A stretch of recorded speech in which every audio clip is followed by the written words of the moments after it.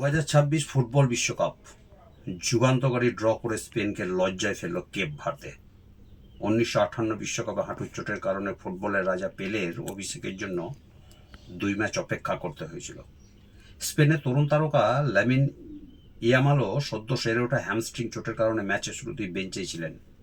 ইউরোপের চ্যাম্পিয়ন স্পেনের প্রতিপক্ষ ছিল বিশ্বকাপের প্রথম অংশ নেওয়া কেপ ভার্দে, তাই হয়তো খুব একটা চিন্তার কারণ দেখেননি তারা। কিন্তু 2026 ফুটবল বিশ্বকাপ মাঠে নেমে সম্পূর্ণ ভিন্ন চিত্র দেখা গেল।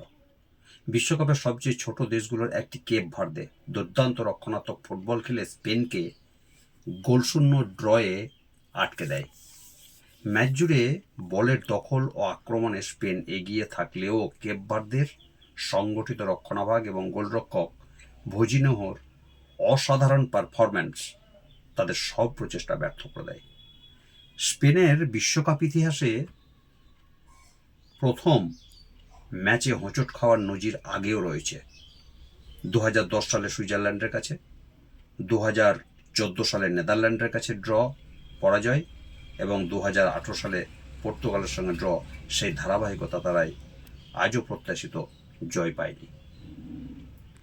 ম্যাচের 70 মিনিটে ইয়ামালকে নামানো হলেও পরিস্থিতির খুব একটা পরিবর্তন হয়নি। স্পেনের একের পর এক সুযোগ তৈরি করলেও কেপ ভার্দের রক্ষণ প্রাচীর ভাঙতে পারেনি। অন্যদিকে ম্যাচের শেষ দিকে কেপ ভার্দের জয়ের সুযোগ পেয়েছিল, তবে সেটি কাজে লাগাতে পারেনি। এই 0-0 ফলাফল কেপ ভার্দের জন্য ঐতিহাসিক। নিজেদের প্রথম বিশ্বকাপ ম্যাচে তারা ইউরোপীয় চ্যাম্পিয়ন স্পেনের কাছ থেকে এই পয়েন্ট ছিনিয়ে নিয়েছে।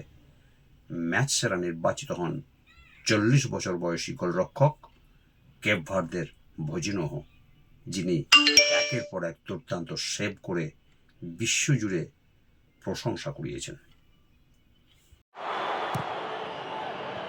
From Pedri, there is the glance, and there's Vozinha again.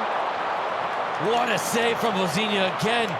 To open up, Cucurella, and oh, it's back off the frame of the goal.